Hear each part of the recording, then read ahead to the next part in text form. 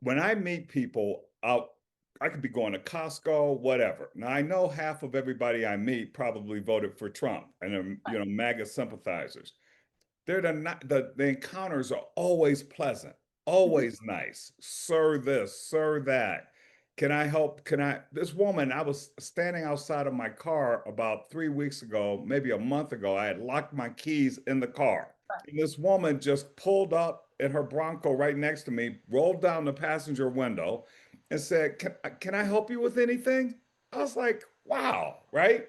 Now, what's also interesting about it is we're nowhere near honest, right? Like nobody is saying what they really think.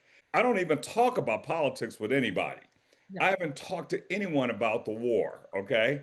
Because we just don't do it in order to remain civil. Now, how do we get to that next level where, we can again begin to talk about the Senate race or what's going to happen in New York and the mayor's race or something like that? That's the challenge. And I think that's what's going to be helpful. Yeah, it really is difficult because we can say, my opinion is, and the way that I'm looking at the world is, and if we find people who think like us, we go into agreement, and that makes it even more intense.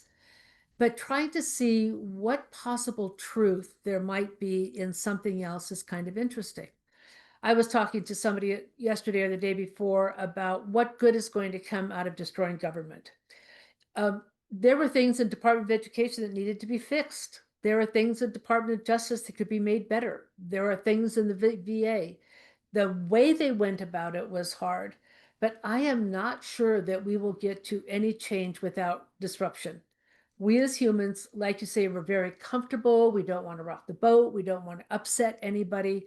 And so we go along without talking about what's near and dear to our hearts in order to not be disruptive. And yet it's in the disruption that we get change in any of our lives. So if we go back through our lives, we'll find that the times of greatest change came when there was the greatest disruption, and we had to confront who we were, and what we were doing, and make some very significant choices.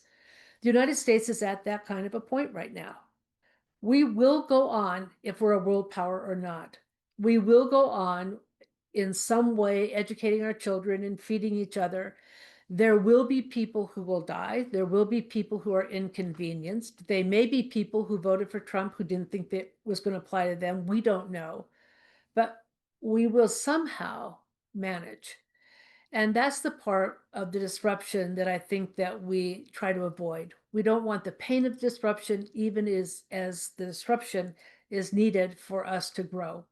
I mean, look, I think that you're 100% correct. Like, there's a lot of things that Trump has done that's like kind of crazy, Mhm. but there are other things, unintended maybe, revelations, right?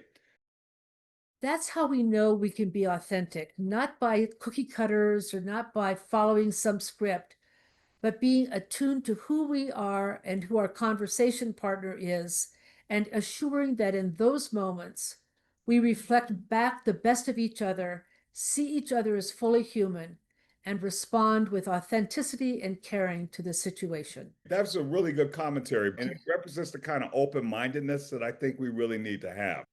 Thank you.